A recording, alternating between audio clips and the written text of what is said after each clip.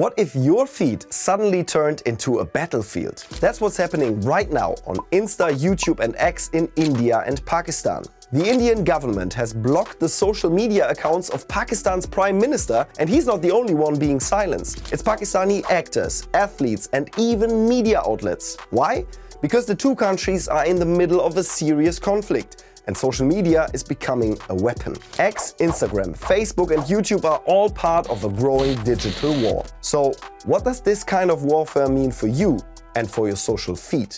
Let's break it down. Since they became independent, there have been several wars between India and Pakistan. The most recent attack in a tourist spot in Kashmir claimed 26 lives. India believes the attackers have ties to Pakistan. India retaliated first by cutting some diplomatic ties, closing the borders, and then attacking several targets in Pakistan with missiles. But the battle also takes place in the digital world, and that's where social media becomes a weapon. Blocking accounts is a very useful way to silence opponents. But how does it work? Sometimes governments block entire platforms. For example, after Russia's invasion of Ukraine, Russia blocked Facebook. Why? Because it restricted some pro-Kremlin media accounts. And it was easy for Russia to do, since the government controls much of the country's internet infrastructure. But people found ways around it. They use VPNs or satellite internet like Starlink. In this case, it's different. India didn't block platforms. It blocked specific accounts. And here's how that works. The government sends legal requests to platforms like Instagram or YouTube. The platforms say they check those requests against their own policies and local laws and act accordingly.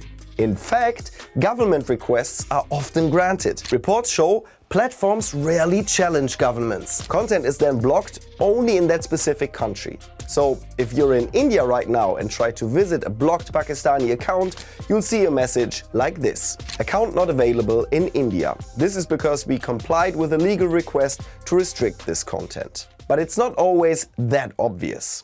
Shadow banning. Even though most platforms don't admit it, experts agree there's something called shadow banning. That's when platforms reduce the visibility of accounts or posts without outright banning them. You wouldn't even know your reach is being throttled. Why does it matter? Well, social media is one of the main ways we consume news nowadays, so blocking or shadow banning accounts can influence public opinion. India did not only block social media accounts of Pakistani celebrities, it also banned YouTube channels run by prominent media outlets. That means people in India can't easily access those news sources anymore.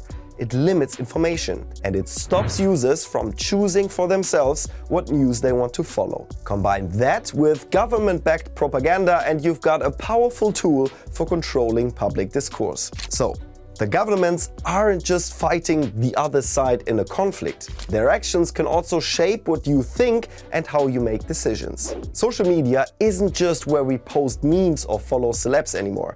It's a battlefield for information, and every restriction or ban changes the way we see the world. So make sure to use various sources to stay up to date. Stay alert. See you soon.